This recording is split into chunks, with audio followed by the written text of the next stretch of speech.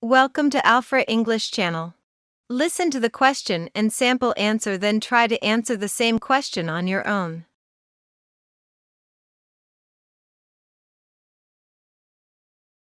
How did your parents choose your name?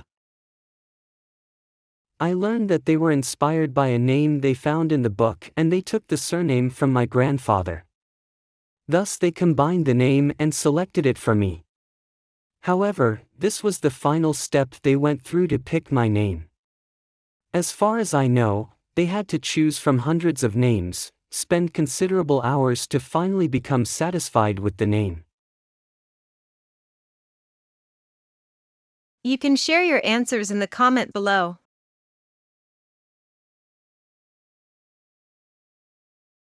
Do not forget to like, subscribe and share this video.